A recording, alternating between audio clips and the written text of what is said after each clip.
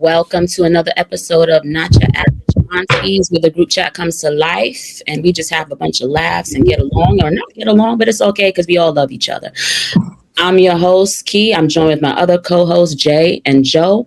And today's topic, well, let me tell you what this episode is for. This episode is for the person that keeps revising and revisiting and revamping their product before they even launch it. They've been making revisions for a year. They ain't doing nothing yet. Well, I'm not that bad. I can point to me. This episode is for the person that wants to start their podcast, but they keep saying, I'm not ready yet. They need that perfect setup, that perfect aesthetic, the perfect look. But deep down inside, they're just afraid to be seen. This episode is for the person that bought all of the equipment a year ago and ain't even used that shit yet because they're still on YouTube University trying to learn. Perpetual state of learning. It's for the person that keeps comparing themselves to others who started years ago. We're talking about the need for things to be perfect before we begin, before we take action, whether it's in our careers, relationships, entrepreneurial endeavors, all of it. We're talking about letting go of that need, releasing the shackles. That's what we're talking about today. Release. Relax, relate, release. Release, that's right. But before we get into our topic, we're going to run this singing, sis. Let's hit it.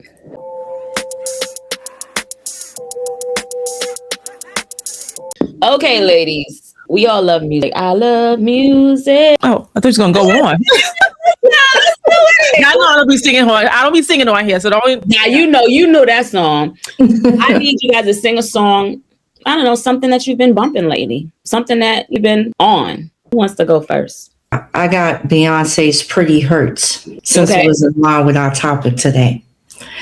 What's in your head, it doesn't matter. Brush your hair, fix your teeth. What you wear is all that matters. Just another stage, pageant the pain away. This time I'm going to take that crown without falling down. Pretty hurts, we shine the light on whatever's worse. Perfection is the disease of a nation. Pretty hurts. I'm going to be honest with you. I love me some B.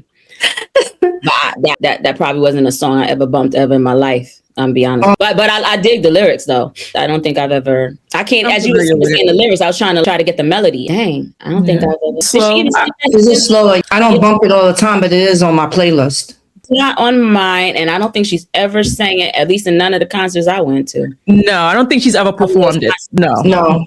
I could dig it. Jay, as I said, it fell in line with what we're talking about today, so that was the reason for me choosing it. I've been bumping Snow Allegra. Let me say her name, Snow Allegra. She's dope. Saying it right. In Your Eyes, something about when that beat drops. I'm not singing it. Don't ask me to. But I love it when that. I'd be like, I get it. But I love her, and she's dope in concert too. I love her. She's a vibe. I need to go check her out. But I've been rocking her album. Who's the other chick you told me? And another one that my daughter.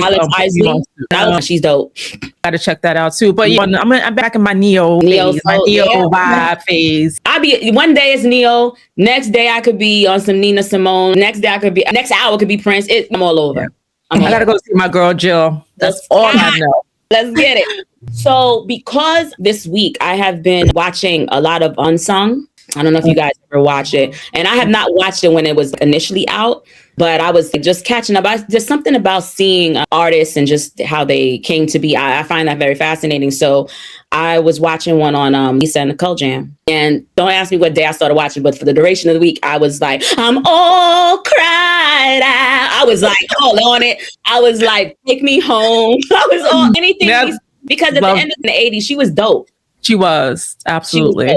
You guys, I don't know what it was like. There was an event that happened where all those artists was on stage. Lisa was there. A couple of other artists from that time was there. And oh my goodness, I don't know what the event was, but I caught like clips of it. And she was out there rocking it. So I was like, rocking it. Yeah. I didn't see the event, but I love watching those little mini docs. I got to catch up. I haven't watched, I've watched them, but I haven't caught. I think the last one I seen was with, oh my goodness, my brain is shot this week. I'm sorry. But I've watched some too. So they are good because you get to see Mickey Howard. I think wow. I haven't listened to any of her stuff in a minute. Oh, that was a good one. You learned a lot. Rotation. She stayed love under new management, all of it. Like I learned a lot in that doc. I was like, wow. Oh, I love it. And it's good to, the reason why I like to see it, I'm being selfish because I watch those docs because I'm fascinated about how those artists, especially they're in our formative years. Like, we were young, and I'm interested to see how they just rose through the ranks. I just find that fascinating. But the other piece of it is I like to broaden my catalog. So I'm always looking for something like, oh, I got that on my thing already. Oh, I forgot about this. So I forgot about that. And I just go and download it real quick. So I always look to see the old school stuff to see, I'm missing that. Because most of the stuff I do have. But there's some things that's like, I forgot about that. So shout out to Lisa Nicole Jam. All right, ladies, let's just get into this. We can take this topic a number of different ways. It could be in relationships, the ability to aesthetically be perfect versus everything I mentioned in the beginning, down to any entrepreneurial endeavors, careers. You won't apply to a job because it has 10 list of criteria and you only meet 2 of them, or you only meet 8 of them. So you're like, I can't apply.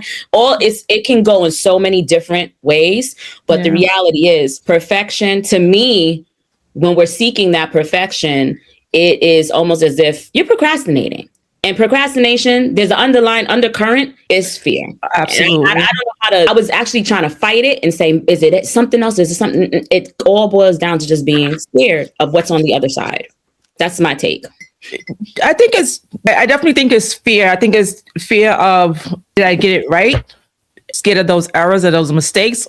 How is it going to be received on the other side? Or it could be like what you want at the end of the day. And if you're not there, you're not going to push it until you get there. But it ties back to, like you said, the fear piece of it. If you are working on something or making something or developing something and you have a vision of what the end product is going to look like and you don't see that in your work, it's going to stop you from moving forward, I think.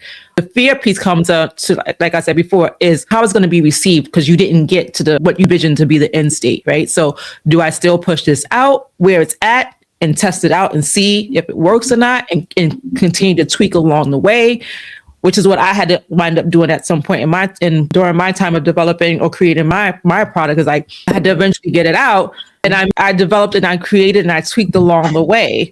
But everybody don't do that. They want it to be exactly the way they envision it. And if it doesn't come out that way, either they will halt it altogether or they'll keep tweaking, like you said, until it gets out there. So I'll add another piece to it. I think fear comes from what you've been told, that you always have to be 10 times better. You have to work 10 times harder. You have to show up 10 times better than the person, especially in our case, African Americans. You have to be perfect. You have to meet all these milestones before you can say, I did it, or I'm succeeding. And the sad part is, even when you do it, you're still being looked at or criticized for what you've done. Is that self-criticism or is that external? It's just criticism in general. Because we as Blacks, we have to do everything 10 times harder. We're still looked at. They'll still find something to critique. Well, I think it goes both. So if we're talking about pushing out a product or pushing out a service or pushing out, as opposed to, let's say, having that perfect resume for the job. Let's just want to be separate. If we're talking about pushing out a product or service or something like that, launching any entrepreneurial endeavor, I think, again, that fear, that constant tweak, it could be fear of criticism, because sometimes you can get it to the perfect state that you want. And then what else is happening, right? You're like, some people get in that perpetual state of, all right, it looks great, but let me try this thing. You don't want to be criticized. You don't want to know what's going on the other side. It's that fear of what happens when you launch. Or it could be a situation of, what if it actually works? And I always say that if you don't put it out, because let's be clear, let me take 2 steps back. A lot of times when we're constantly tweaking, and I'm only saying this from experience because I've been doing it, right? We're constantly tweaking. It feels like it's productive because you're like, oh, I'm still working on it. You know what I mean? It's busy work. And are you speaking from a perspective of never putting it out, or the delay in putting it out, right? Okay. So you haven't even put anything out. You might be moving some things. True. You might have fixed some things. Maybe you found an error. Maybe you fixed something, or maybe you've seen a different way to improve it. But the reality is, and again, I'm only speaking from my experience, you're not going to know, or it's important to get the criticism outside of what's in your head, because that's how you're missing. When you don't put it out, you're missing out on direct feedback because you didn't launch it or start it yet. Right. You know? I'll give you a case in point. As both of you know, I'm launching my journals, but with the journals, I've created 3 other books that talk about your understanding your values, that talk about letting go of your limiting beliefs, that talk about setting goals. So they're all bundled up into the journal, but I also have them as standalone books. This week, I had the opportunity to teach a course on understanding values within a workshop. Had I not developed this, and it's been sitting, I got the ISBN number and all that stuff. The reality is that on the values book, I could have put that out there. I didn't, because I'm constantly tweaking. Now, I'm glad I didn't, because there was a couple of things I needed to switch around. But my point is, this has been created a year ago. Yes, I've been tweaking. And yes, from a year to now, it's gotten so much better. Had I not taught the course, it was based on the content that I developed. I wouldn't have gotten the confirmation that, oh, this shit is good. It was 2 adult learners, and they were picking up what I was putting down. It was all in the book. If I would have been too scared to open up my mouth and say, hey, I have something on that I can deliver. So you need to just go out there. And was I a little nervous? A little bit, because I didn't know how it was going to be received. But had I not done it, I wouldn't have gotten the confirmation, okay, this is good.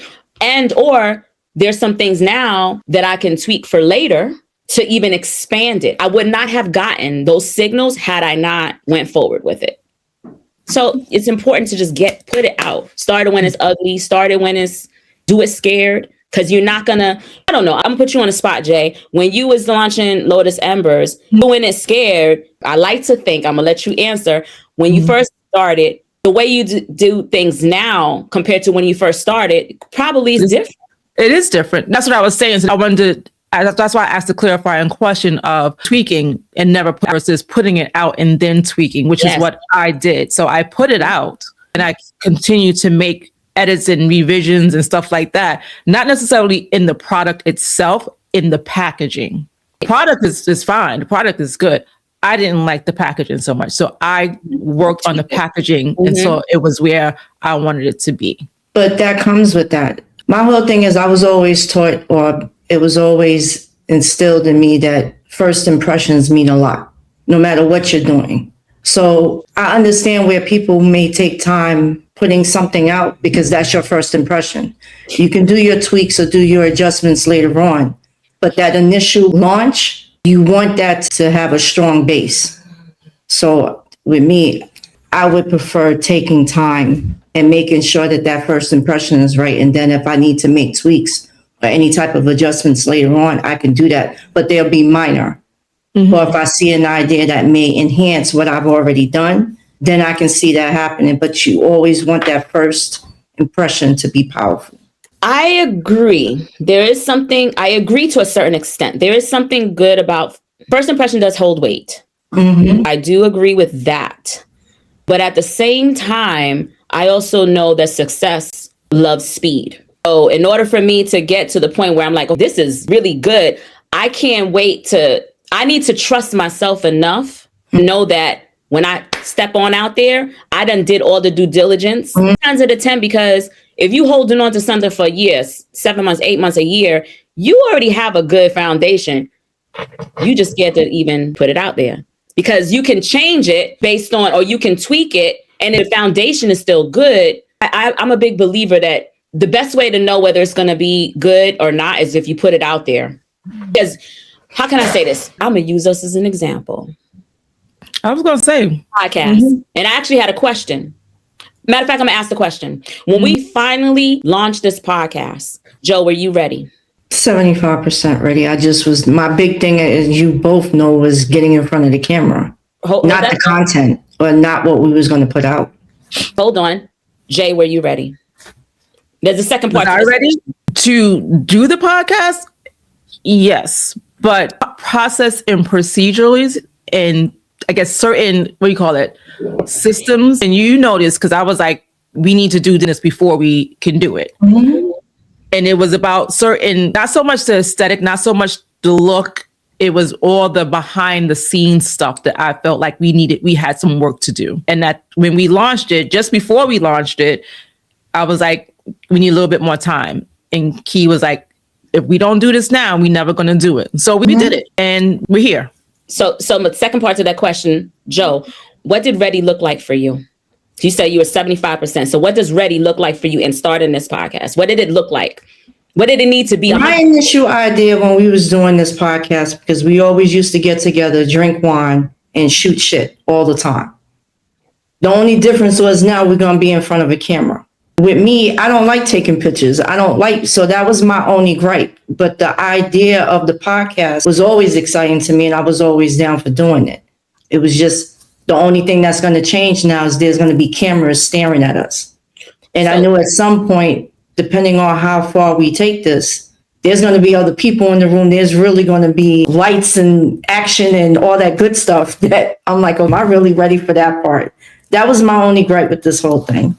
So I guess in front of the camera. So I hear you, but my question is, what would ready have even looked like for you? Because you were 75%. So at what point would you get to the 100% of being ready, being comfortable in front of the camera? That's what I'm getting. Being in front of the camera 100% of the time. Right now, I'm still at 95%. Got that. So just say, what would ready have even looked like for you? Even though when you said, hey, we need a little bit more time, what was that? What did you need? It was behind the scenes stuff. It wasn't the getting in front of the camera thing. It was the things that we needed to make sure we showed up on the camera. We had the lighting, we had the platform, all the behind the scenes stuff. And know me that I have to have systems in place to make sure that when things get pushed out and executed, they look good. Not to say that, again, we're going to tweak along the way, but we didn't have the YouTube. We had the social, we had the ED, but we didn't even have the YouTube. We didn't even know how to actually upload the video, do the thumbnails, all those things. We figured out literally days before we taped. If you guys remember, literally. No, I got it. And I guess I'm asking the question and putting us on Front Street because it goes in line with this topic in that you just got to start. Success, love, speed. We wouldn't have known what to tweak or change. And mind you, we still have a little ways to go. Exactly. To get to where we want to be. But you won't know what that next step sometimes is until you start. And then sometimes you need that person, right? So when we were talking about it and we set a date, I think we had an initial date and we did push the date out, but it was at a point where it was like, we're not pushing this out any further. And sometimes you need that as well, because that is the thing that said, okay, you don't have these major 3 things that you need, get those 3 things, and then let's go ahead and do this. And that's what we did. Let's go. So. And I'll be that person. Sometimes I got to be that person. I was pushing us to do it. But sometimes even for me, I have to be that person for my own shit. Because I can talk myself out of stuff. And it's crazy to me because I can pump up everybody else to do their shit. And then when it comes to mine, it's like I get in that vortex of perfection. Wait. This company got to be this. And it's like, bitch, you don't take yourself so seriously. I have to have these conversations. It ain't get it out because you're not going to know what the feedback is going to be and how to do something different until you put yourself out there. No, go ahead. No, we got there and we're still going, right? And I just look back to where we started, how we started, and what we've done. And are we coming up on year 2? Yeah, in June. On year 2. I'm proud. What about the people that always fall into that someday trap? I'll do it someday. I'll call them the someday people. That's their middle name. Waiting for I'm gonna do this. I'm gonna do that. So whatever your first name is, is gonna be your middle name, and then your last name is tacked on it. Like someday I'll do it, because someday is not a day of the week. It can have, you know what I'm saying? It's not that you're never gonna do it. Sunday, Monday, Tuesday, someday. No, that's right. It's not so. And they're waiting for a condition, again, a perfection. Conditions need to be perfect in order for me to do this, and something will always come up. I don't care how much you plan. Something is always going to come up, and it's up to you to be agile enough to be like, if I get crazy, because I've met some people that when something comes up, they're like, the smallest little thing is a fucking big thing to them. And sometimes it's not even apparent to the people on the other side. It's only you that's knowing it. So people get caught up in that too. Do you think that social media is, because you talked about comparison, people too much into social media compare themselves to saying that, or comparing what they're trying to do? Because I think we go back to the other analogy of there's 100 different types of brands of bread on the shelf. Right. I love to use that one. Right. But in that same vein, you have a product or you have a service, you have something that somebody else have, and you're trying to get it either like them or what you perceive to be better than theirs. And do you think social media plays into that? My answer is yes, before you guys even answer. I think it can for sure. And I also think that's why you can have to put your head down and be focused on your stuff and focused on the audience that you're creating for. Even with the journals, there's a myriad of different journals that's out there. Yeah, right? of course. There's so many, and there is they're different types for different people, etc. If I were to get caught up on that, then I would have stopped creating. So it's a matter of my head's down. This is what I'm trying to put out. And as a result of me working on that, that's how I created the other 3 books. Right. Because I was trying to put too much into that. And I was like, this is something, this is a little bit different. So you just got to be the head down in your lane. Like they say, even with artists, any creative, whether you're an artist, an actor, musician, etc. If you are too busy focused on what other people are doing, you either will start to emulate whatever they're doing, or you're not focusing on your creative genius to just be focused. That's definitely plays a part. And then when you're emulating, you're not being unique. You're not being yourself. You're not being differentiated between what you have and what they have. Facts. Because there's going to be something different. If you're not replicating or duplicating what somebody else is doing, it could be the same product, but it's going to have the client going to like something about yours that they don't necessarily care about the others, or either have access to yours because they don't have access to that. There's different reasons why you should go ahead and just do your thing, because there's somebody out there for you. Joe, you had something to say? No. So we talked about products and services in the realms of perfection. Life. People say you have to do X, Y, and Z at this time. You have to have your career. You have to have your home. You have to have the marriage. You have to have the children. You have to have the dog and the picket fence and all these things by a certain time. And people do live by that.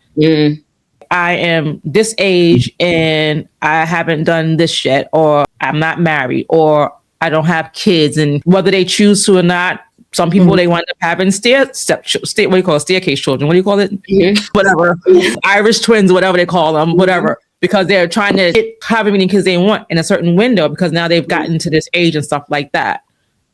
That's people perfection. Those things is like, if God says it's going to happen, and I'm not trying to judge people for their choices or anything like that. But I think when they are looking at these time clocks and going by these so-called schedules, they're trying to be somewhat perfect in those areas.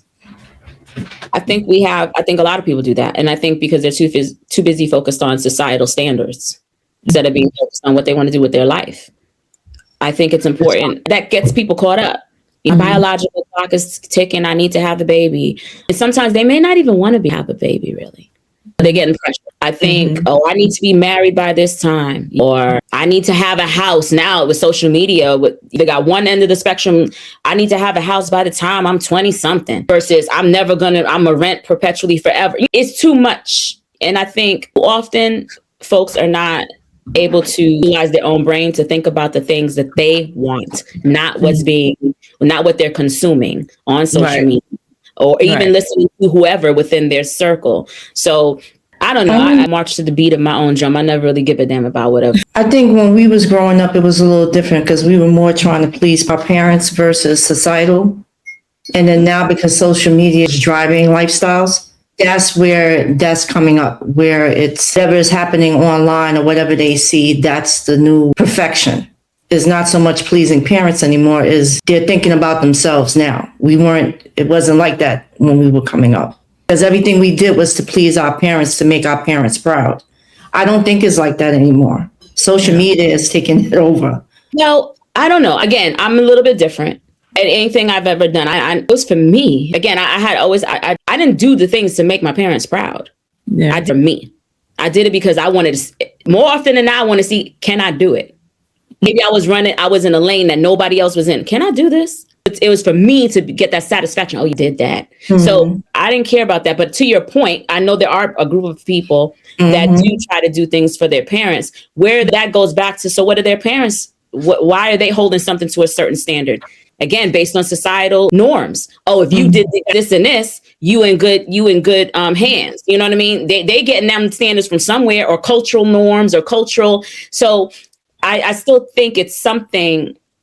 I just believe people should live their lives. And I believe that people should live their lives independent of whatever their parent says, their mama, their friends do, because do the things that bring you joy. Do the things that you want to do, and try to find out what you want to do. Sometimes you getting stuff in your brain, things you're getting fed because of what's in your proximity. And that ain't even what you really want to do. But it's because of the people around you. So that's just, I don't believe, I understand there were people, Joe, that did do that. I'm just not one of them folk. No, I'm just saying, so you just made a point. So now when we was coming up, or back then, it was always your parents knew better. So they were the ones that instilled you got to go to school in order to get the education and get the career that you want. Now, because of social media, you got these rise up people that put a video out on YouTube or put a video out on Instagram and TikTok. They got 5 million views now, and now they rich. There's no need to go to school anymore. I need to put out this social content. That's how they're going to make their money. There's no need to go to school now. There's no need to do this. What do you mean, for like go to college? Is that what you're talking about? Yeah. Go to school, period. There's no need for that because now there's other ways of making millions of dollars without the education. This is a perfect segue into our then and now segment, right? So you're talking a lot about what was before, and like it was about perfection. It was about get it right the first time. It was about don't embarrass the family, all those things. And now it's like over perfection, which is what you talked about, Key. Just get it out there and do it and tweak it as you go. It's social media showing that perfection is either perfection is fake, because people are putting stuff out there and then you find out behind the scenes, that's not what's really going down. So nobody's life is really that quote unquote perfect, right? So to both, all you guys make valid points of how things were done then versus how things are done now.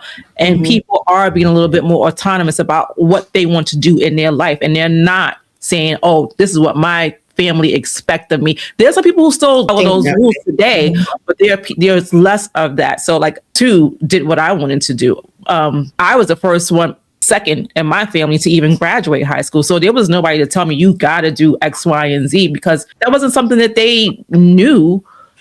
But what it did was when my brother graduated high school and me following suit and going on to higher education, it influenced family members to do that. And some of my family members who did not get their high school diplomas went back to school and got their higher education. So I just say that big difference now of how we did things and how we look at things in terms of what perfection, quote unquote, is. People are not living by the biological clock, so to speak. They're not saying I have to be married or I have to in a solid relationship by this time, because they're doing it a little bit later and it's okay. So that's fine. With that, the way things were done then versus how they are done now, do you think that we lost or we gained self-awareness? Lose discipline. When you say discipline, are you referring to following the so-called rules of life? You should be doing this by then versus I know what it is I want, regardless to what society says I should be doing, to what someone in my family says I should be doing, and based on the conversation we're having, because that can be asked a different way and it can mean a different thing. But based off what we're talking about today, did we lose discipline or gain self-awareness from what perfection was back then to what perfection is now? Okay. I think it's both, because the age in which you're supposed to meet these goals are less. Like before, it used to be you can have your house by between the age of 25 and 30. Now, because of social media and the ability to make money at an earlier age, they may have set their goals to have something set before 25 or 30. They're looking to have shit done by 21. Or when they finish, if some of them did decide to still go to college and they're finishing college 22, 23, they got to have the house, they got to have this, they got to have a certain car, they got to have this amount of money in the bank by a certain time. I think it just put the pressure on even more. So the discipline is going to be there because they're looking to achieve this by an earlier age than what it was back then. Usually you met success at the age of 30. Some households or some families or how parents perceived or taught their kids, you would have to have like your success. You make sure you have this amount of money in the bank, you finish college, and you're married by 30. Me, on the other hand, it wasn't like that. That's not what I was taught. I'm the first one to graduate from college. That wasn't being pushed on me. I had to push myself to do that. It was more of my father thought I should be married. I should be a housewife like my mother was. My mother didn't start working and became a nurse until she was almost 50 because she was a housewife. It wasn't until my dad got hurt that she wound up going back to school and getting and was able to start working to, I guess, bring more money into the house because he couldn't anymore. And that was what he constantly pushed on all the girls, all my sisters and me. So just think it's a bit of both now. Okay. Yeah, I think it's a combination to Joe's, but I think it's always been that way. I won't say that it's back then to now. I think that even growing up, there's always been a pocket of folks that were disciplined enough to do all the things, hit all the milestones. And then I think there's a pocket of folks that followed whatever their parents said or whatever. I think those people always exist. And it's not like it happened, just out of the blue in this day and age. Right. So I think where we're going now, probably continue to see those same individuals because there may not be enough self-awareness. I think with social media, again, but I said too many people are adopting the mindset of someone else instead of actually learning themselves to know what they want in life. It's a lot of groupthink. That's my take. Yeah. I think the self-awareness, I think the discipline, it can, not ebbs and flows. It depends. Circumstances, depends on environment, depends on upbringing. When it comes to discipline, either you going to fall in line or you're going to possibly be against and you're going to go rogue and do whatever the hell you want in spite of what your family say or think. Like, if you think about it, I feel like, and us growing up, people were parents a lot earlier than what people are today. They're having children a little bit later. They're not even in serious relationships in their late 20s and 30s. And I think we were having kids, we were married and all those things, right? So people are taking their time about what that so-called perfection of life is. They're not saying I have to have, even down to owning a home. They're not even in a rush to own a home today. Hearing two different sides of it, owning a home versus waiting until you have certain type of financial stability and to try and just buy the home outright, do all these things. You may want to move, you want to leave, you may not want to stay in the place that you bought. There are different things that are changing, people following those traditional perfection of life. In terms of services and products, I think to your point, there's the discipline, either you have it or you don't. Or you're just not going to do the thing or you're not going to do the thing or you're going to sit on the thing. And so whenever or never push it out. And I think that's where the self-awareness kind of lacks at, because you're not self-aware enough to know or feel confident enough to know that you got this, go ahead and do it. So I think it depends on what areas you're talking about when it comes down to discipline, self-awareness. Yeah, I agree. And I also think that's it, you meaning action. I think a lot of that, the issue is that people wait to have the courage or to get the confidence to take action, to do the thing, right? Yeah. It's so funny because what they don't realize is that you gain the confidence when you take the action, right? What are you going to say, Joe? I was going to say, but the younger generation is not doing that. Their self-awareness is earlier in age than what we would consider. Anybody in our age bracket is the ones that's procrastinating. Like, they're more self-aware of themselves, wanting to do certain things, but scared to put it out. Versus the younger generation, you see them going against the grain, not going to school and finding other ways. They're taking more risk than we are. So I think it's more self-awareness now than it was before. So again, they go hand in hand, but I just think the earlier generation is really taking those risks where we weren't. So I think, I love having these conversations and these debates because the answers that we give are always going to be rooted in our experiences. Right. So it's what makes it even more interesting to me is because we've known each other for so long. We've known each other. It's like, how well did we, not the years, right. How well did we really know each other? Because I'll be the first one to say, I learned a lot about both of you throughout this entire project of working on a podcast in terms of how you think. You know me, I get into cerebral. I want to know what you think. And that's why I ask these crazy ass questions. I want to know what y'all thinking. So I say all that to say, to Joe's point, she's saying we weren't doing that back then. But in my circles, no, we were pushing the envelope.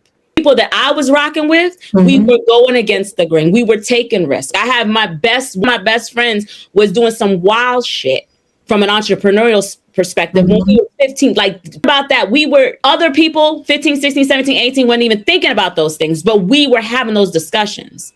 You see what I'm saying? So in my circle, now we was doing that thing. So that's why it's hard for me to bucket it. But I think but we're also coming from two different age brackets also in the fact of the age of my parents versus yours. Well, a lot of the things is rooted in how you were raised, for sure. Mm-hmm. Hold on now. Hold the phone. If we want to debate it, because my grandmama raised me. Your father was born in what, 1925? Mm-hmm. Grandmama was born in 1925. She just had a progressive mindset. And the reason why she had that was based on her experiences and the things that she didn't do. And she was trying to push me, now you ain't gonna do it this way. You're gonna do it this way. And then I had my mom too, who had a progressive mindset. You know what I'm saying? When I did interact with her as a child, right? So yes, we just grew up differently. And then the people I surrounded myself with, I tended to surround myself with people that probably, push the envelope. That's what I was going to say. It's circumstantial. It is rooted in how you grew up, because if you talk, like I said earlier before, no one in my family was pushing higher education. Theoretically, was going against the grain into that regard, where my brother and I was like, no, we're graduating high school. And as a result of that, people in our family said, oh, if our kids can do it, we can do it too. So let's go back and do that. So it's circumstance. And then it also comes down to who your circle is, who you are surrounding yourself with at those formative years. And even now in our adult years, who we bring in our circle that can, because we can still have an element of being influenced, and we should want to learn, we should want to remain curious and stuff like that. So I think it goes back to like how you were raised, what you were taught, what you became curious about young to now and still curious about. All those things play into whether you want to take those risks. I do agree with Joe in terms of that. Yeah, this generation now are taking more risks than probably a lot of people in our generation did. Again, we still got to look at the age gap. It's not huge. So it's not like we're 10, 15 years age difference, but there is an age difference. What do you mean? Wait, when you said age gap, what do you mean between us? It's not huge. There's an age difference between the three of us here. Yes, but it ain't not huge. I'm saying it's huge because that's only one component. The other components is to who's in our circle as young adults or kids or whatever, and our family dynamics, all those things. Because I'll tell you, my aunt used to do things and make money on the side. Was I watching from that perspective? Probably not. I was working from forever. I've been working on my damn life practically. Was it from an entrepreneurial perspective or just to make my own goddamn money? Probably more at that time to make my own goddamn money. I didn't want to ask nobody for anything. So I was always out there trying to do something for myself. But it's just different. I want to, you said something and I think it's important to just hone in on. You talked about the people that you keep around you. And I've been preaching this since the cows come home. It's determine someone's success depending on the people that they have around you, the people they have around themselves. Like the 5 people that you engage with the most is going to tell you how far you going to go. I just stand by that. Like if you are around people that are naysayers or don't dream big, you'll be hard pressed to break out of that barrier. You're going to have a strong level of conviction within yourself to break away from that and do your thing.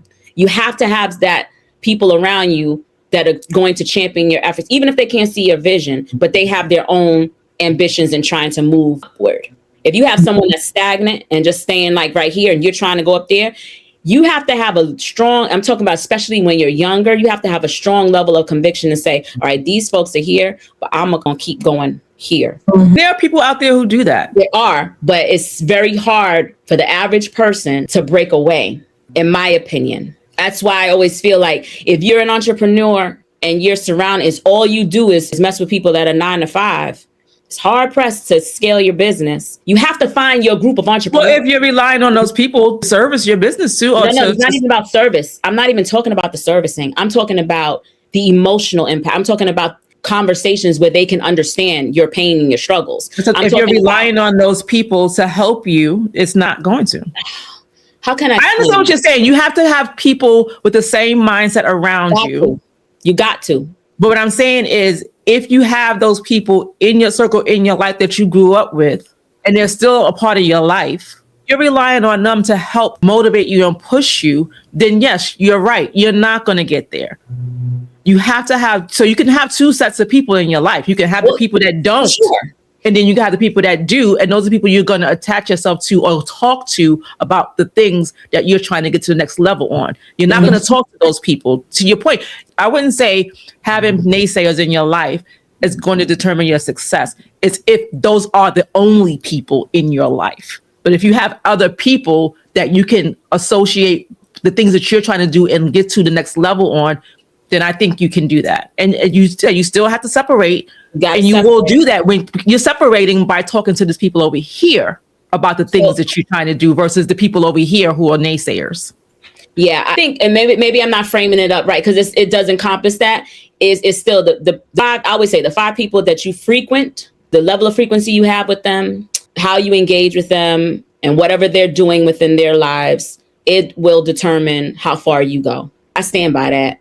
But is that on you as an individual? Why are you saying these people determine how far you to go versus you determine how far? Because you have to be able to break out. I'm only standing on the corner. I wake up every day, brush my teeth, I get dressed, and I'm standing outside on the corner with my homies, and that's all we do. We sit on the stoop and just talk. But that's what I'm saying. If you have that set of group of people, and that's all you're associating with, versus the same thing, Ben. Yeah. You gotta branch out. You gotta have the people that's going to help you get to that next level. But at the end of the day, it's still ultimately up to you, the individual. It's always up to you. But I guess the whole premise behind this is find your set of people. Right. But you're not going to tell me you don't have people in your life that you're not doing the things. Oh, yeah. They may not be my people. That's what I'm getting at. Okay. Like, find your set of people. Let me be clear. I'm going to say it again. The 5 people, 6, 10, however, I would like to narrow it down to 5 because it's just easier to say. But the people that you most frequently feed off of, vibe with, in a sense of like you have the same aspirational desires, maybe doing different things. That's where you're spending your time at. Who you spending your time most time with, to me, that determines how far you go in life. That's it in its nutshell. So that's why I would say it's important to find the right people to be around, depending on what you're trying to do. You may, and people, some are not ambitious at all. Yeah, I disagree with that. I'm just wanting to so you're going to have the people that doing the elevating or whatever have you in your life. You have these sets of people in your life. You're going to have the people that are, but those are the people that you're going to be feeding off of. They're going to be feeding off of you. Absolutely. That's going to be where you're going to be spending your time at. So you can have both sets of people in your life. It's about where you're choosing, like you said, to spend your time. Sometimes the folks that are the naysayers, that are the loved ones, this is where going back to people that get stunted in their growth because the element of that loved one or that friend. But meanwhile, they're a naysayer. They're not really championing your efforts. It's like, I bring this up because when I was teaching the course, and one of the exercises I had was like an icebreaker. It was like, would you rather want the truth or would you rather want somebody to be loyal to you? Right. Let me ask you that question. Would you rather want the truth or somebody to be loyal? Which one? I'm going to ask you the question. You know me. Tell me what you think my answer is. You know me. You want the truth. Easy peasy. Joe, what you want? I want the truth. So me too. And you could imagine there was so many people Joe, the younger, because the class was a variety of ages. The younger folks were like, nah, I need the loyalty. For what? Man, it's because there's a street thing about loyalty, man. You got to be loyal. They done tatted up their arm of loyalty and them shit on their neck and all that. Give me the truth every day because I know how to maneuver with the truth. I'm loyal to the cows come home and they full of shit and they be about shit. I don't know what I'm dealing with. I don't know what I'm dealing with. So you know what I'm saying? I can know somebody for 30 plus years. Yeah, loyal. We're together. But then they talking, not even about nothing. For me, I go on to say, sometimes we have family members or friends that are known for years, but they're naysayers or saying whatever. Sometimes you got to block them people. Sometimes you got to protect your energy and move to the people that are going to help you champion your efforts. And I just thought pointing in on this because I feel like it's important because I feel too many people stay loyal to the friend groups because of the length of time. They have aspirations to do X. And they never, for everything I just said, you're to this group, you never even take the chance to get that next group because I got to be loyal. That's it. Find your group. Yep. Pitch it up. Have you ever done something and then look back after you delayed doing it for so long, gave up every excuse, finally did it. And then once you did it, you was like, why was I waiting? What was I waiting for? Why did we so want to do this? Yeah, I've done that a few times. When I bought the house and everybody was telling me not to buy it, that I wasn't ready. You can't do it alone. It wasn't as hard as I thought it was going to be when it finally happened. If I would have kept listening to everybody else telling me I wasn't ready, I would have never had that experience of actually purchasing a home. Or when I went to school, you're not going to finish. You're not going to do this, or you're not going to do that. That's going to be a waste of money. There was only one person, she's someone within that we know. If it wasn't for her, I wouldn't have went back to school. I wouldn't have went to college. So I credited her for that. Okay. I got one. Is like, Jay, you got one? No, mine was the same. Mine was home ownership because it wasn't nobody telling me I couldn't do it. It was me telling myself. It wasn't that I couldn't do it. It was that I didn't want to do it alone. I didn't want to do it as a single mother. I didn't want to. Hell, I didn't want to fucking cut the grass. I wanted my husband to be doing that. So I did not pursue buying a home. I became a single mother and divorcee and all that stuff. I delayed it. But here I am now. I'm doing it. Cutting that fucking grass. No, I got somebody to come at it, but I'll do it if I have to. I actually enjoyed it. I didn't want that neither, but when I used to do it, that was actually quiet time for me. I enjoyed it. I enjoyed doing the little mulch outside around my cherry tree. I enjoyed all that stuff. I'll do that. My fucking yard too. Gardening is something that's different. Yeah, gardening is different. I think for me, it was swimming. It's like once you start doing, it's like, wait, what was it? I know I was late. I bitch thought she gonna drown. That's why she's late. She people in water. That was something that I give you another one. The first time I ran a 5K, I never forget this. The very first time I did it, after I was by myself, I just randomly signed up, went. I was the only person of color there, child.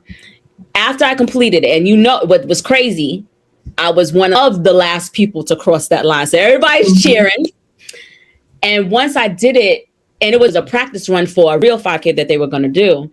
And once I finished, I said, oh man, I don't know if I could do this. That's the first thing that came out of my mouth. I don't know. Meaning for the race, the real race was going to be the following weekend. And the guy looked at me and he was cheering, everybody's cheering. He says, but you just did. And it was like, you know what I mean? I literally ran the course because it was a practice. And he was like, you just did it. And that was an eye opener for me mind you, that happened like 15 something years ago. I took that lesson and I ran with it through anything I've ever done. Go through the motions. Like, you do this. A lot of times we're harping on shit. And it's like, why are we harping on this when you just did it already? Right? When I did the triathlon, yep. And even I'm gonna even use this as put you on the spot. Podcast, being seen. See you every week. You know what I mean? So it's like, but it's the same concept.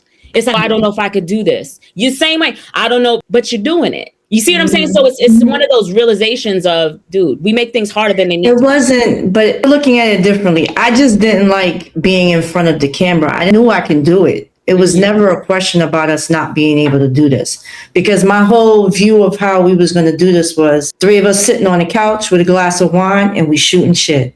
That's how I've always looked at this, because that was the fun in doing it.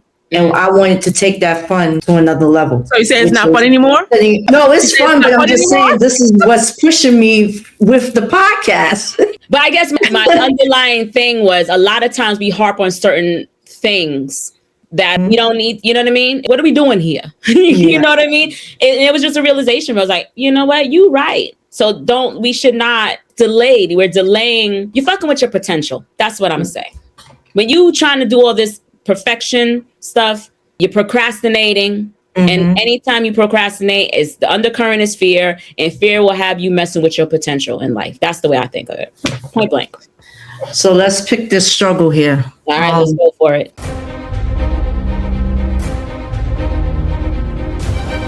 Perfection or peace? What you going with?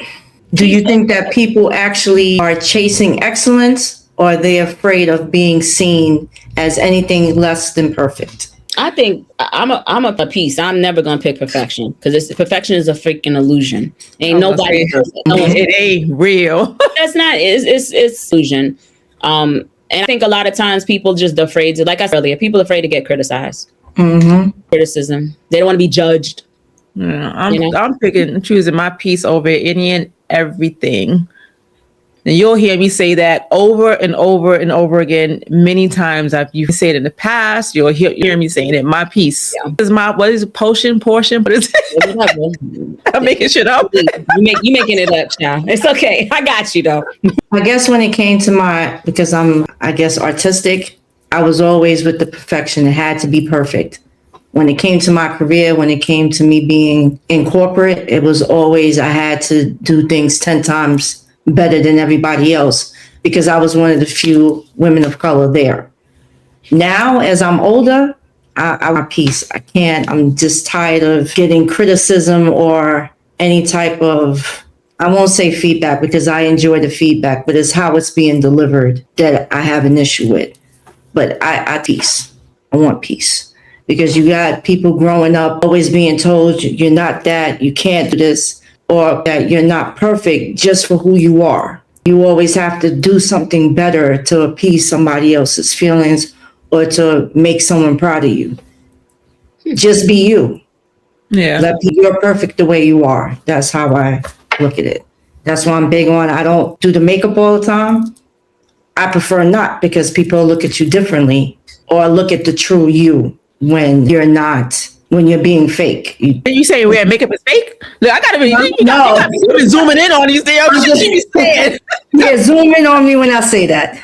No, but I just always preferred my natural beauty. I've always just preferred people just being their authentic self. You don't need makeup to define you. Just like you don't need to prove to anybody else that you're capable of doing something. As long as you believe that you can do it, that should be what's important. Don't worry about what everybody else thinks. And I had to work on that. So you were brought up a little differently where you had people in your corner encouraging you. Even though you had that renegade, rogue personality, you still have people in your corner encouraging you. To a certain degree. Whereas me and Janine really didn't have that, and I didn't have it at all. With me, I had no one. That was one of the reasons I left home early, because I was getting constantly told, you had to do this, you had to do that. My thoughts and what I wanted weren't warranted. It was impossible to achieve. This is what you need to do. And I got tired of hearing that. I just want to clarify something. I encouraged and supported me in everything I did. I had people in my back. I had people in my corner. I don't know. I don't ever disclose anything that's said differently. So I misread. I thought when it came to school, there was no one there encouraging you to finish. It wasn't your brother Okay, so let me clear that up. I wouldn't say that there was nobody there to encourage me. Okay. It wasn't shoved down that you had to go to get a higher education. Okay. So whatever I decided to do, you did on your own. I did on my own. Mm-hmm. It wasn't like nobody said, don't do this or do this. It was when I made my decision, I had them there to support me and they encouraged me. But it wasn't like, if you look about some pain, you better go to college and you better do this otherwise or else I didn't have that. That's how I was looking at what you were saying. So yeah. For me, both of my parents went to college.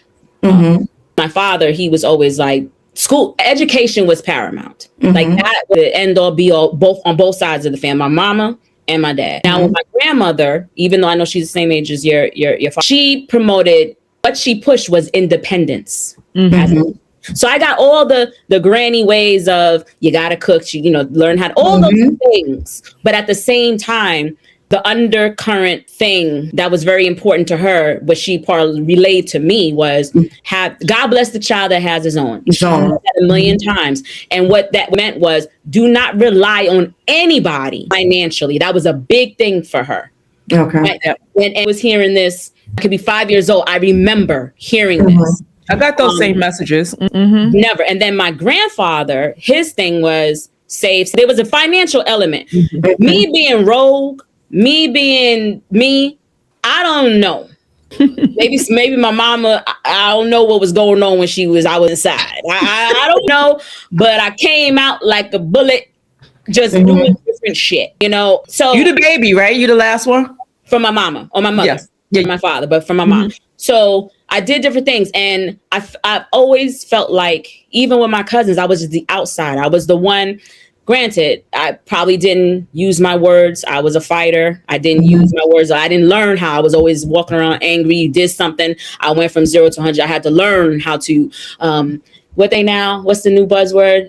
Emotionally regulate your systems to get you. Really? Right. But whatever. I had to learn how to do those things. So, but pushing to do different things and try different things and go against the grain, I got in trouble for shit like that. I didn't give a damn. And this goes back to me saying, again, everything that we talk about and our answers is always rooted in your experience. When I make a comment and say, no, I'm not going to listen to the older adult that may be 30 years, 20 years older than me, because as a kid, I had a way of assessing their lifestyle. I don't want that shit. So what the fuck you gonna tell me? Where I'm trying to go, you ain't even there yet. Now, I didn't verbalize that to them, but in my brain, yeah, I'm like, I learned very young. Yeah, you may be older, but you ain't wise, because I'm looking at how you live, right? Inside and outside of the home. It could have been friends of people, you know. So I always was okay with doing my own thing. And as a result of that, even with my kids, I try to instill with them, do your own thing. Don't have your nucleus of friends. But the moment that you have, you're ambitious and you need to go a certain way and they're not trying to do that, you can keep them. Find some people that are going where you want to be. You ain't got to drop them, but you need to find some people, because otherwise you're going to be stuck. Stay stagnant. You're going to stay stagnant. Now, going back, you said a lot of stuff, Joe. And going back to, I feel like there's a level of conflict in you. I don't know. You're steadfast. And it's been a stream that's coming through most of our episodes. Being me, not being fake, being me. And I think, and I don't know, we're all being us. We have preferences. You want to wear makeup? I love this shit. I've played in it since, you know what I mean? I love it. I think it's your expression. Who you want to be. You could show up different. I don't believe, we said it before, you show up different in different rooms. You don't have to do things to, let's say, appease others. Again, you say it one way, I say it a different way. I do things to get the outcomes I want. That's it. And it may sound transactional. I find myself saying that. I had this conversation with my husband the other day, and we were laughing about it. But the reality is, he says, you've always been that way. You're like a chameleon. Figure out what you want, and then you will do whatever you need to do. I don't see any harm in that. I love it. Not at all. I mean, I've always been the outsider in all of my relationships, my friendships, my family, because I don't do anything like anybody else or the way anybody else do them. I've always been okay with that. Like, I'm naturally a loner. Like, so I enjoy my alone time. I don't need to be at every party doing everything with everyone, but I've always seen myself as an outsider. Listen, when I was in high school, I had a group of friends. They cut, I cut with them. If they didn't want to cut, I cut by my damn self. Like, I didn't need them to fucking cut class. If I wanted to cut, then I sat there by my damn self. I've always seen myself, not because people put me there, I put myself as an outsider, because I do not follow the norms. I do not do what all of my friends or my family do. That's then, and that's still now today. And it's funny, I didn't cut school for the first time until I went and got my permit. I was 16, the day after my 16th birthday. I was at the DMV on Fordham Road, getting my permit without my parents' permission.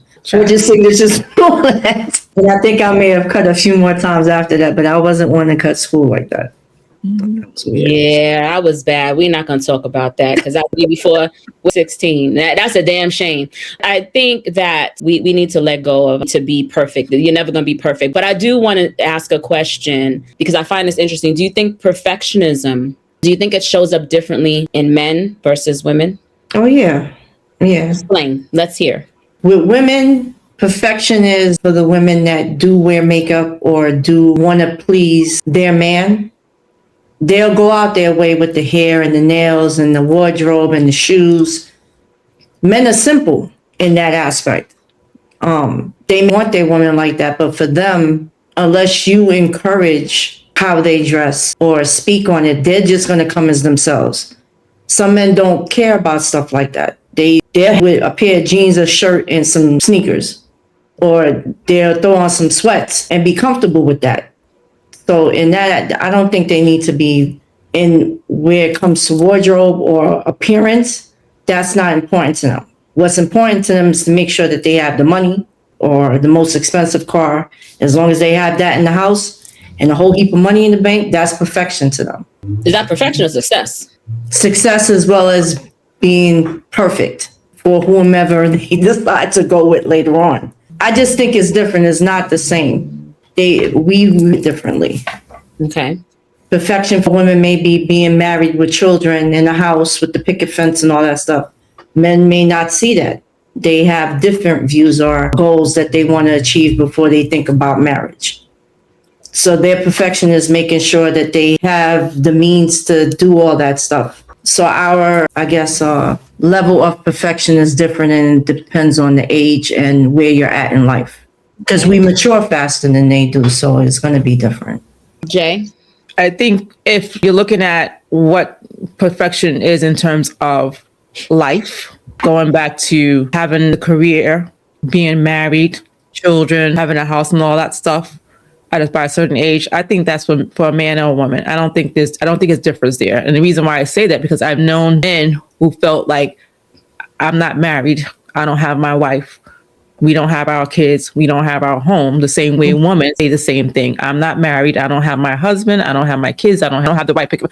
So in that regard, I think they could be the same. I don't think they could be different. How they get there, I think, is different. To your point, Joe, when you were saying that the man wants to be financially stable. That goes for women now today, maybe back then, because back then it was the men were the providers, had to have all these financial things in place to have the perfect marriage, home, house, all that kind of stuff, or whatever have you. I think that's so much now today. I think women want those same things to add to their desire to be perfect. But I think if it comes down to pushing something out or selling something or having a product, I think probably men may be a little bit more of a risk in pushing it out there sooner than some women maybe. People take risks. People are different personalities. So I think it can be different in that regard, but I think people perceive perfection. That's for man or woman. I don't think it's different. It's how it's perceived by the individual. That's my answer. I just think in that aspect is a little different. Men, they're more natural entrepreneurs than, we're always more entrepreneurial than women were. It's evened out now, but back then men always wanted their own business. They didn't want to work for anybody. They were always about making their own money and starting their own business and things of that sort. I don't know. Who else can we name? No, I'm not saying they weren't women back then. What I'm saying, the ratio is men were more natural entrepreneurs than women were. Now, in this day and time, it's evened out. Because to your point, there are women that are looking for that stability with the money and the career and all that stuff, making sure those things are in place before they think about marriage. So I think, okay, perfectionism shows up differently based on gender. I think you both made some good, valid points. I think it's going to be based on what one perceives as perfection, to Jay's point. I do think naturally most men take more risk. I will say that. So they will be more apt to push something out, take a product. I don't care, whatever it is. You can have a man that's going to be ready. Oh, it's done. Whereas we can look at that product, the three of us are like, ooh, I would tweak this. And they don't give a damn. They'd rather go put it out, get the feedback, and then tweak it, get the criticism, and then tweak it. And then you have some people that are steadfast, that don't like criticism and keep the damn product the way it is. And then whatever. I think you'll have more men that'll be willing to take, the risk takers. Not to say that women don't take risks, because they are. I just think in that aspect, yes. I'm not going to really speak. I know you spoke to the relationship piece of it, because I think that is, I don't know, it's just a little bit different. So I really can't speak to that bit. But yeah, I just think that they're by and large, depending on the person and the preference of what perfection is, that's what differentiator is. Yeah. Okay. Any other points before we jump into this? Nope. What case are we covering? What case? The greedy pastors. Welcome to Auntie's Court. Court is now in session. All right. We have a case of, listen, there's a lot of buzz going around right now with these damn pastors. I don't know what the hell's going on. Mercury and retrograde, Gatorade, I don't know. Run video. Next week, I am asking that all church members bring a copy of your tax returns so that I can review them. I'm going to put a stop to some of y'all playing in my face during tithes and offerings on Sunday morning. Amen. So this is one of many, right? We've seen, I guess, over the last couple of years, different variations of pastors with these demands about money. I feel like it's blasphemous. Then that there's a way, when you're in the church, you tithe. I get that. But don't ever want to feel pressured in terms of the amount that I should be giving. I will share a short story. There was a time way back when I went to a church. It wasn't my church, but I went to a church with a family member. And this family, and they were praising this pastor. And I get up there. one, I get in there, I was following his word. It was going to a left and the right and the this and the that, but I'm following. When it came down to the end of the service, he literally said, passing that little bucket around, and he was like, you need to put in there. He said, I don't want nothing in that's gonna make noise. Well, put nothing in there that's gonna make noise. Then that clink clink. So my family member was they laughing. Oh, ha ha, Pastor, you so funny. Ha ha. They throwing in whatever. That turned me off so bad when the bucket came up. Don't tell me. I'm dead ass. I don't like that. Now, my church, I give, but I don't ever want to feel. And then to me, that you already are showing me your true colors. I don't like that. Mm-hmm. I don't like, and I don't think it's good for the church as a whole. And I was looking at the congregation, including my family members, because people get fucked up into that. And I was looking at that. It gave me a view of religion differently. So I'll pause there. That's my take on it. Yeah. I had similar experience. Also, not a church I was a member of. I was a church I was vetting, see if I wanted to become a member of this church or whatever. And one of my family members was a member of this church. And I went to the service. Service was good. The message was good. I came around to pass around for the offering. And they got the offering. They counted it there on the spot. Oh, come on. I know we can do this. Wow. So I'm looking like, then first time I went back again. I was like, okay, let me still feel this out, see how it's going. I message, I got fed what I needed to get fed that day as far as the messaging was concerned. Went back again. Now talking about that, they're trying to fast forward this whole joining the church kind of thing. What's your annual salary? That's none of your business, number one. Then also in the service talked about... Wait, excuse me. They asked for your information during service? Not during service, not in front of the congregation. Okay. This is when they're talking about, when you want to join. When you want to join. That was that conversation. But there was other experiences that either before or after the conversation, I can't remember because this was some time ago, where a message was, they were collecting money to send pastor and wife on an anniversary trip. Why is the congregation responsible for that? Because furthermore, both of them were actually still actively working regular jobs. Their sole job was not being pastors at this church. Then a message was, God will take care of all your things.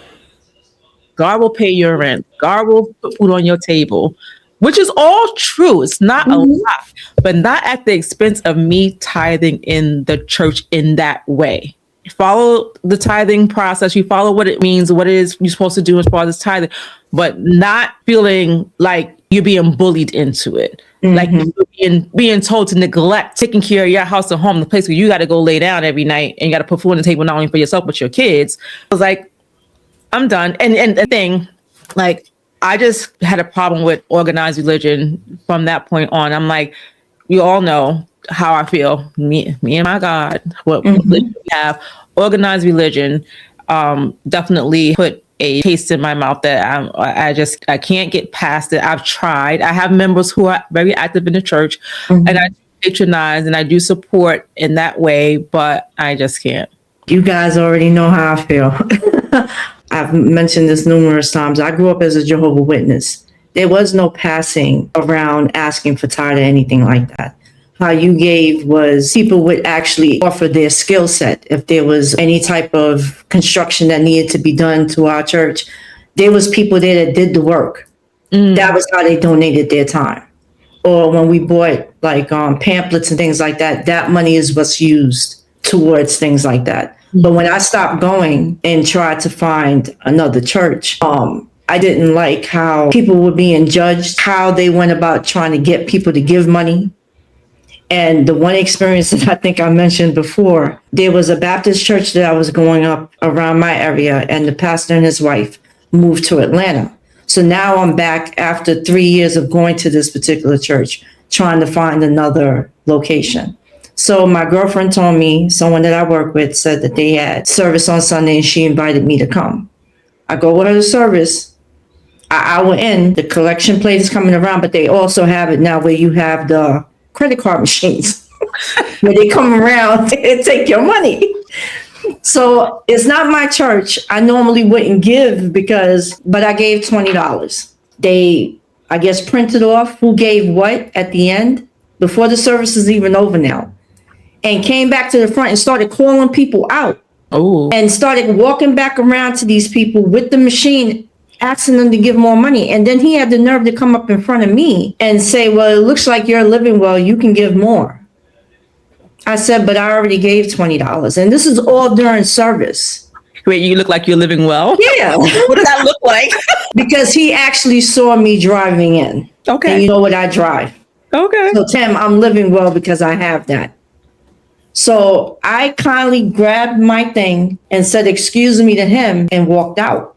Yeah. And never went back to that church. But it's just the point of how they go about calling people out. You don't know who has what. Even if it wasn't for me, you calling out other people who clearly, one of them had 5 kids with them. The husband wasn't there, so she was there alone with the kids. That in itself, how do you know she has more money to give you? Right. Now, I didn't hear what she gave, but it's just a mere point. You calling her out during service in front of a room full of people, making them feel less than because you're not satisfied with what they gave. All churches are not necessarily like this, right? No, we're seeing a lot of it. We've seen the whole thing with Marvin Sapp closing the damn doors, saying shut them doors. But I will share. So my mom, her church, I used to go there. Granted, the church has to be kept up, right? Of course. Bills have to get paid, all that kind of stuff. So the church that my mom went to, what they would do, the members would throw fundraisers. Yes. They have fish fries, they have all those things, whatever. That's money coming out of members' pockets to buy the supplies, to sell the things, to raise the funds. To me, that's a feel-good story of trying. The whole purpose is trying to maintain the church building. That's what I understand. Some of these pastors, that is their full-time job. So you understand these things, but when you see stuff like this, it makes people, it's like, how do you expect to bring people to the church? How do you expect to have people come and go to the church and fellowship when you're doing things like this? Yeah, I can't get behind it. And as both you know, I used to frequently go to church, but the church I ended up going to, and the only reason why I don't attend now is because of proximity is just too far. Doing amazing things. They built a whole entire building. Even back when I was going, they would, as your kid was going to college, it was no question they were getting some sort of stipend from the church. Yeah, and again, it's all based on the tithes from the members. But you want to give for them. You know what you're tithing for. You know what it's doing. Yeah, for that, I'm good with that. Where these greedy pastors, I don't even know, but I can't get with that. I can't. So when Drewski did the whole I don't know, I'm sure most of you seen it. When he went and did his whole thing, variety of different pastors, I thought it was hilarious because there's truth in it. Like there's so much truth in it, and he was getting so much flack. I'm like, he gets down to a science, right? You know what I mean? And I just feel like I feel bad for the folks in the congregation. I can't see past the nonsense. Yeah, there's a church that's in Jersey right now that I had visited. This was like 3 years ago, and I was living close by. I would go frequent that church. But the way their setup is, everybody is not 10%. They ask that they contribute this amount and is going into a pool. They have a bank. They have a scholarship fund where money is going out to children that's coming up in the church to help pay for college. They had an account for the elderly to help them with their expenses and things. I mean, the things that they were doing, and you can clearly see the pastor and his wife, they weren't taking advantage of what was being given. We're not there to support them. They were actually putting in their money and helping this out. Rolling up in their Rolls voices. What? It would make you want to go to church and even services during the week because of the things that they were doing. That's the stuff that I like to see. When you go to another church where you got a Rolls Royce outside, wearing a Rolex, wife got the fur on and the big ass diamonds on her chest, but then you got a leak in the bathroom and you got stuff going on in the back of the church. Where the money going? But you expecting people to be giving up their hard-earned money who's not living like you because you living off of us to keep service going. I just, every time I think about stuff like that, it drives me crazy. Well, I guess, at the end of the day, I'm not giving you my tax returns. That's where we go.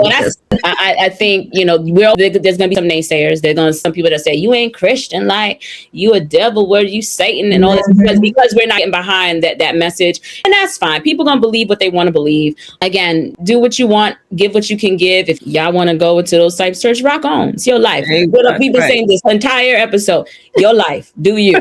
And I have a request for anybody out there in the audience. If you can give me 2 scriptures where it says you're supposed to give 10% of your money, please share it in the comments and I will go look it up. Okay. I can say, why are you looking up yourself? No. Because I've asked this question repeatedly and nobody can give me a scripture. So I'm hoping somebody apparently it's in the Bible that it says you're supposed to give 10%. Did you take it to AI? No, I didn't. You're supposed to tithe, but bottom line is I'm going to give what I feel is correct. And I'm not giving nobody my tax returns for you to figure out what I should be giving you. No, that's not happening. A church audit. You are being audited by the church. Because he said he's playing with me. I know y'all. Playing in my face. Yeah. All right now. Shoot. So I guess it's clear that we have all deemed this pastor guilty. Guilty, child. In this case, you guilty. Ain't nobody. Go ahead. But we say guilty, but I'm sure there's gonna be some other people going to. And y'all rock on, and y'all go ahead and give them your tax returns and all that jazz, and give them all your money. Go ahead, do it. All right, y'all. As always, your growth is so valid. Ain't nobody gonna tell you nothing. Live your life the way you want to live it.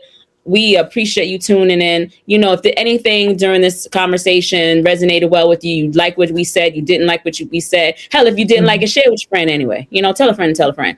That's how we get these episodes out to the masses. And as always, we certainly appreciate you for tuning in. Do us a favor, like, subscribe, share. If there's something that you want us to cover that we have not talked about, send an email. Send it to NYAAPOD1, the number 1 at gmail.com. We'll be certain to wrap it on up into an episode for you. And until next time, peace. Thank you for listening and tuning in.